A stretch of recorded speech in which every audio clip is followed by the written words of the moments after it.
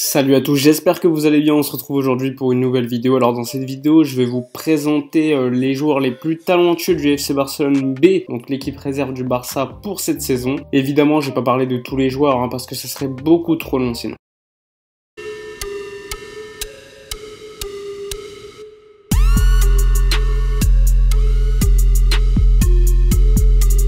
Alors comme vous pouvez voir, les trois gardiens du Barça B pour cette saison, ça va être Karivic, Arnau Tenas et Iñaki Peña. J'avais fait déjà une vidéo où je présentais Arnau Tenas qui est pour moi le gardien le plus talentueux de la Masia depuis très longtemps. Iñaki Peña a également énormément de talent. Karivic, j'ai un peu de doute concernant son futur au Barça. Je pense qu'il ne passera pas au club au vu de la concurrence avec Tenas ou encore Iñaki Peña. Mais bon, ça reste un gardien plutôt intéressant. C'est un international U21 avec le Monténégro. Il n'est pas impossible dans 1 ou 2 ans qu'on le voit partir pour un autre grand club européen. Normalement, vu que Peña devrait être convoqué par l'équipe première, on devrait avoir comme titulaire Arnau Tenas, qui est selon moi le meilleur gardien de sa génération. C'est un gardien qui ressemble énormément à Marc-André ter Stegen, donc relance avec son pied exceptionnel, il fait des arrêts de handballeur. C'est également le gardien de la sélection espagnole de sa catégorie d'âge et depuis déjà quelques années. Il sera donc assez intéressant de le suivre, à mon avis dans 1 ou 2 ans, on pourrait le voir en équipe première comme remplaçant de Marc-André ter Stegen. Sinon, quand on regarde les défenseurs, il n'y a pas énormément de joueurs qui pourraient, à mon avis, avoir comme potentiel d'arriver un jour en équipe première. Alors certes, Oscar Mingueza, qui est l'un des capitaines du Barça B, s'est grandement amélioré par rapport à il y a 2 ans par exemple,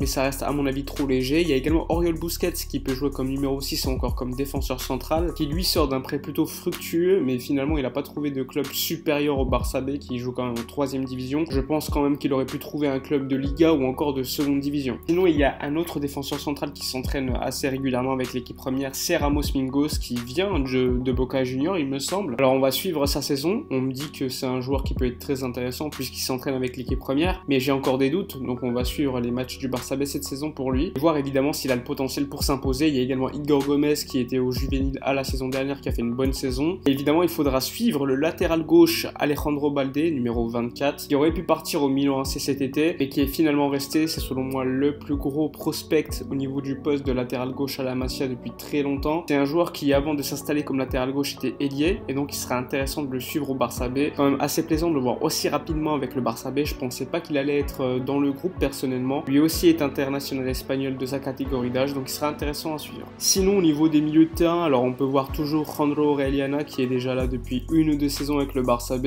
C'est peut-être maintenant le cadre de cette équipe au milieu de terrain. Il pourrait donc être accompagné de Alvaro Sanz qui peut également jouer à ce poste. Il y a également Sarsanidas mais qui était beaucoup trop blessé pour s'imposer avec l'équipe B. Je pense qu'un départ lui ferait du bien. Sinon quand on regarde le milieu de terrain, tu peux également avoir potentiellement un joueur comme Nico Gonzalez qui aurait pu partir à Manchester United il y a encore quelques saisons. C'est un joueur très intéressant, très athlétique mais qui brille également par la passe, par le dribble, qui lui aussi l'année dernière était avec le juvénile A et qui est maintenant avec le Barça B, donc ce sera également intéressant de le suivre. L'objectif étant quand même d'essayer de retrouver un milieu de terrain comme celui de l'année dernière, avec Monchou, Riqui Puig et en plus de ça, ça avait Jandro Orellana, donc c'était un milieu de terrain de haut niveau. Il faudra suivre si ce milieu de terrain pourra être aussi compétitif, même si ça me paraît très compliqué pour l'instant. Après évidemment pour être surpris, comme je vous l'ai dit, il y a Oriol Busquets qui peut également jouer comme numéro 6. Tu as des joueurs très jeunes, évidemment ils vont jouer en 3ème division contre des équipes qui ont des joueurs beaucoup plus expérimentés mais qui ont moins de talent. Tu as également un joueur comme Ilaix Moriba qui a un très gros talent, le joueur de la Masia qui est le plus payé d'ailleurs, qui aurait pu partir à Manchester City ou encore Manchester United, finalement il était resté au Barça, donc très gros prospect également au milieu de terrain. Après évidemment il faudra qu'il prouve encore une fois lors de cette première saison au Barça B qui sera complète,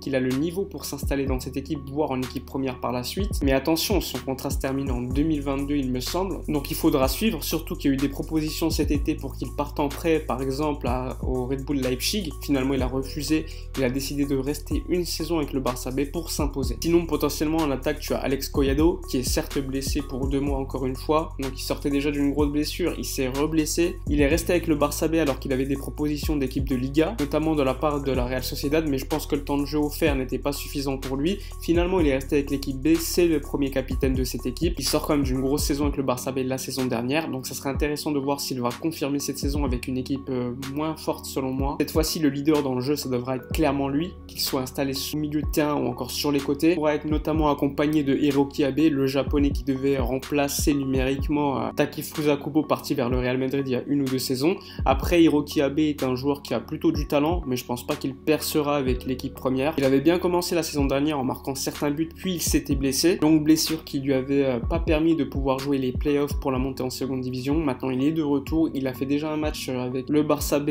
la semaine dernière, ça s'est plutôt bien passé pour lui, il a fait un grand match. J'attends de lui énormément de choses, il va devoir confirmer et devenir comme Collado d'une certaine manière le leader de cette équipe. Après à côté tu as d'autres joueurs comme Nils Mortimer qui peut être très intéressant sur son côté. Tu as également le Brésilien Gustavo Maia qui a été acheté à environ 4 millions d'euros. D'ailleurs en match de préparation il a marqué de jolis buts, il a été plutôt très intéressant, l'un des meilleurs avec le Barça B. Donc un peu comme Collado et Hiroki Abe, j'attends énormément de choses de ce joueur, on nous l'a présenté comme un crack. Mais bon, les Brésiliens qui signent au Barça ces dernières années, on sait comment ça s'est déroulé, donc on va être plutôt patient et on va l'observer cette saison. Le Barça a gardé finalement d'autres joueurs, je pense notamment à Mateus Pereira ou encore Rey Manage, donc c'est des joueurs qui n'ont pas été très intéressants la saison dernière selon moi, même si Rey Manage a marqué lors des playoffs. Il faut savoir que le Barça a essayé de s'en débarrasser pendant tout l'été, finalement aucun club était disposé à les recruter, alors que le Barça les a quand même payés assez cher la saison dernière. Il faut rappeler qu'un joueur comme Mateus Pereira c'était 7 millions d'euros en janvier, je le rappelle, mais bon, même si dans les faits c'était un échange avec Alejandro Marquez qui était parti vers la Juventus de Turin. Donc il faudra également suivre l'autre numéro 9 de l'équipe, qui est Piqué, qui est un jeune joueur mais qui a pas mal de talent, même si c'est pas un crack non plus, tout comme Ceballos qui a été pris en prêt du club de Girona. Donc pas énormément de talent au niveau des numéros 9 pour le Barça B cette saison, il y a du talent au milieu de terrain, il y a des bons attaquants sur les côtés, il y a également de bons gardiens, mais au niveau de la défense centrale j'ai énormément de doutes. Je pense que ce Barça B est largement inférieur à celui de l'année dernière. Après évidemment il faudra faire confiance à Garcia Pimienta qui a l'habitude de bricoler et de faire finalement de belles choses avec les équipes B. Évidemment quand tu regardes l'équipe sur le papier, tu as certains joueurs qui seront très intéressants pour le Barça dans le futur.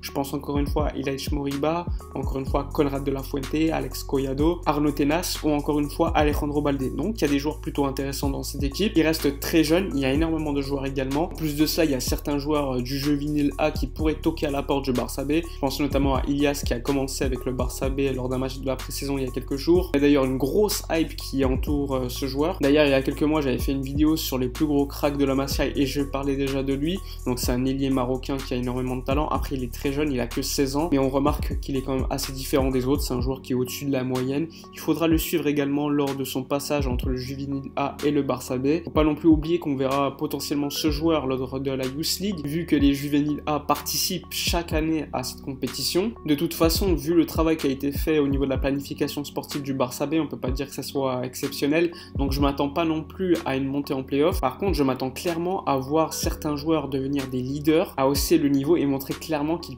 pourraient potentiellement toquer à la porte de l'équipe A. D'ailleurs, selon moi, le joueur qui a le plus de chances de toquer à l'équipe première, c'est bien Conrad de la Fuente, l'ailier américain. C'est un joueur qui fait énormément de différence, donc je vais le suivre très attentivement cette saison avec le Barça B. D'ailleurs, tous les matchs du Barça B seront diffusés sur Barça TV+, et pour ceux qui n'ont pas la plateforme, tout simplement via des liens streaming illégaux. Et le gros problème dans ce cas-là, c'est que la qualité, elle n'est pas toujours là. Enfin bref, c'est la fin des vidéos, j'espère qu'elle vous a plu. Il y a énormément de gens qui m'avaient demandé de faire une vidéo sur le Barça B, la voici.